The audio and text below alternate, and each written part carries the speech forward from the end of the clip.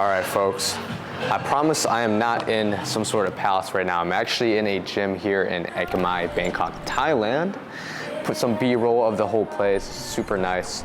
Now, I asked Google AI, when do most people quit going to the gym? And it said this: according to most gym membership statistics, around half of new gym members tend to quit within the first 6 months, meaning the average person might stop going to the gym after about 3 to 6 months after joining. And since by the time this video is uploaded, January just ended, I found something called the National Quitters Day, which is the second Friday of January. This is supposedly the day that most people abandon their New Year's resolution. So unfortunately, this video might be a bit too late, but regardless of whether you already fell off your fitness goals or not, it is almost the 10-year anniversary from the day I started taking weight training seriously. Meaning, rain or shine, I've never missed more than 6 consecutive weeks going to the gym over the past 10 years. And it would have been more like 2 weeks if it wasn't for like this really bad injury I had where I was forced to be out of the gym. And quite frankly, after coaching at this point like hundreds of clients, I started noticing common reasons on why people tend to fall off their fitness goals. So here are the 3 most common reasons I found on why people tend to quit going to the gym, in hopes that you can avoid this mistake, or if you're currently off, you can, moving forward, never miss a day in the gym and fall off again. Okay, never missing a day again is a little bit of exaggeration, but you get the point.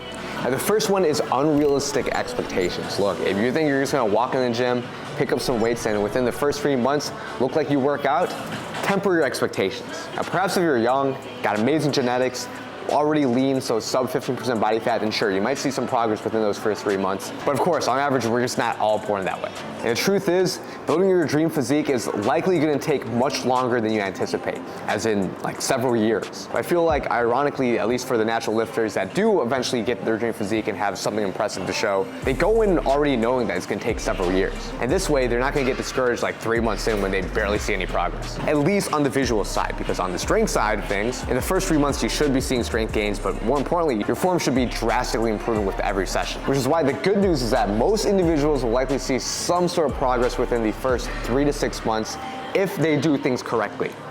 That's a big if, but ultimately that is progress. Depending on your starting point, you might not necessarily look fit within the first 3 months, if that makes sense. Which is why, quite frankly, I would say the first 3 months at least should just be entirely focused on learning. Because like all things, weight training is a skill. Like there's over 20 movement patterns, hundreds of different exercises to learn. Ultimately, you need to learn how to be a good lifter in the first place, know how to train to failure, know how to execute a movement properly, know how to get an ample amount of range of motion on those movements so you can maximize hypertrophy in order to then see results. After all, let's say you're digging for gold, but you don't even know how to use a shovel. Well, how do you expect to actually dig for gold efficiently if you don't even know how to use a shovel? So first 3 months when you're in the gym, literally just focus on how to do movements properly, learn what training to failure actually feels like, learn how to breathe properly, learn how to stabilize the core while you're doing these movements, and on the dieting end, find healthy foods that you actually enjoy eating. And then option 1 is perhaps learn how to track calories and macros, but that's not exactly necessary, which actually brings me to my next point. Now, on the other side of the same coin, we all know that one person that's like either all in or nothing, right? They're either intermittent fasting, lifting 7 days per week, eating 1,500 calories a day. Perhaps they're also doing carnivore and they have to sauna twice per day for 15 minutes. And perhaps they have the discipline to keep that up for an entire year until they eventually inevitably fall off because, well, it's not sustainable. Now, obviously, I painted a pretty extreme example of this, but I think a lot of people tend to go through a lesser extreme version of this because they end up treating fitness more like an extreme sport, when in reality it should be more of like a relationship. And I know that's kind of weird of me to say, but allow me to explain. So imagine Olympic athletes like Michael Phelps, Usain Bolt. They spend several years training super hard. The months leading up to the Olympics, quite frankly, make a ton of sacrifices for a period of time in their life, ultimately preparing to be at their peak best for like 1 to 2 days. Another example would be competitive bodybuilders competing for a show. After all, they literally call it peak week. And I think this is where a lot of the confusion comes from, because a lot of people, when they think of lifting weights, weight training, fitness in general, might merge that with a lot of the practices in competitive bodybuilding. But when it comes to just getting fit, it's not for a specific event. It's actually more for an existential period of time. And because of this, the best advantage that you have over someone like an Olympic athlete or competitive bodybuilders is time. You don't need to be going 100% every single time on everything you do, because otherwise, if you're doing it for an existential period of time, you're just gonna burn out. Instead, like in a relationship, it should ebb and flow. There should be periods of times where, yeah, maybe you're 100% on it, but then if life happens, you get super busy, you just take a step back, still have some sort of commitment there on your fitness goals, but it might not be as hard and rigorous compared to a time where you're really on it. And that is completely fine, as long as you still stay consistent. Meaning, if you're having trouble staying on your fitness goals, maybe you're just trying to do too much, and probably a lot of the extra stuff you're doing is gonna provide a marginal benefit at best. Instead, focus on what really matters. That is, being consistent with a workout routine.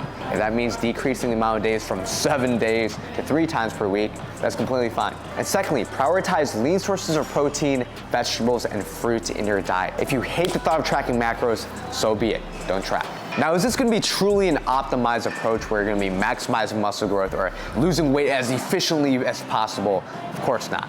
But let me give you this example. Let's say your goal is to get to 15% body fat, look like you lift, and look pretty lean. And in order to do that, you determine that you need to lose 25 pounds. And let's say you do what I just said. You're consistently working out, and you're not really tracking calories. You're kind of just being less restrictive on your diet, trying to prioritize lean sources of protein, vegetables, fruit here and there. And the net result is you're not in a huge deficit. You end up losing like half a pound per week, roughly. After 1 month, you lose a grand total of 2.5 pounds. And of course, no one's really gonna notice. But despite that, after a couple months, it doesn't even feel like you're dieting. And you actually stick to it because, again, it's sustainable. It's not really that hard. You like lifting, you're making progress in the gym. Dieting is somewhat easy because, again, it's not very restrictive. And after 50 weeks of losing roughly half a pound per week, you actually lose the 25 pounds, you're 15% body fat, and guess what? Your body recomp and actually build some muscle because you weren't in a huge deficit. So ultimately, you actually reach your goal still. And sure, it took 50 weeks, probably a lot longer than you expected, but actually wasn't that hard. In fact, it may have even been enjoyable. And I think the message here really is fitness does not take extreme action, but it does take an extreme amount of consistency. So do what you can to actually make yourself consistent, including compromising on your current fitness plans. And if you need more personal guidance on what that sustainable approach will look like, consider applying my one-on-one fitness coaching program where I've helped hundreds of clients do exactly that. Link in the description. And the third common reason why I feel like people tend to quit the gym is they never learn to like it.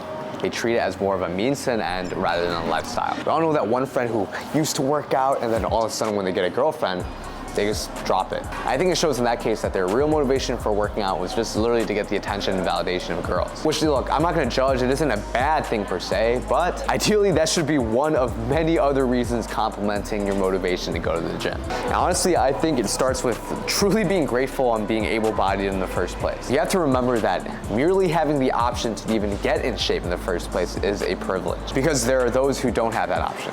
There are those who are partially impaired. Maybe they have cerebral palsy, so their motor coordination isn't that good, but they still get after it. Or it might be a socioeconomic thing where they don't even have the opportunity to go to a gym. Or they simply don't have the financial means to actually risk even getting injured. Because quite frankly, if you live in a first world country, you should ask yourself, like, if they can do it, why can't I? And every day that you continue to fall off your fitness goals, it's kind of a slap in the face to everyone that wish they were in your shoes, wish they had that access, wish they could actually move in the first place. But I'm not here to guilt trip you. That was just one of the motivational factors for me on personally why I continue to train. But another thing that I think a lot of other people that are successful in fitness can relate to is they actually enjoy it. Like, they enjoy weight training, they enjoy eating healthy, they enjoy how it makes them feel. It could be the actual act or it's the byproduct, right? Like, they enjoy having a pump, they enjoy hitting new PRs because the number's going up, they feel like they're playing a video game. They enjoy eating healthy because of the way it makes them feel compared to eating junk food and, feeling like ass. And I understand if you're just starting, look, like, in the beginning, it does suck, right? You're not that strong, you might not feel that coordinated with the movements, everything just feels a little bit awkward, but I promise you, if you keep on going, give your best effort each day, and think, okay, if I'm not too confident with how I feel right now, I'm gonna get there someday. And if you have that kind of confidence, right, it's almost like a fake confidence, I will be the first but not the last to tell you that seeing changes in your body, having those strength gains week after week, and seeing that progress over time is one of the most rewarding things in anyone's life because of how tangible it really is. Because getting in shape truly does reward hard work. This is why even though there's a lot of bad information out there from people that actually look great, you have to give credit where credit's due. Even though they might not approach things as optimally, they put in the work, and that hard work over a long period of time made up for the lack in optimization. And eventually you get to the point where you actually like lifting. You might even be eager to go to the gym. And then other people start noticing your progress, maybe even before you even do. And that's another really good feeling right there. Before you know it, it becomes a stable part of your life that you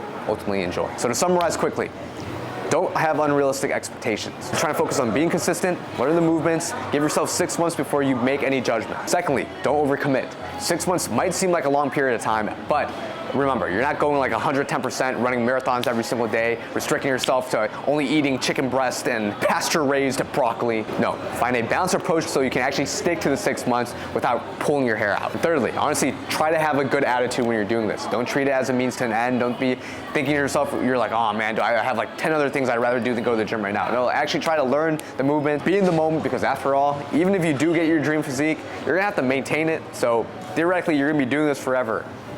At least I hope so. Honestly, for this last one, just keep an open mind as you're pursuing your fitness goals, and one day you might end up realizing, I actually like this.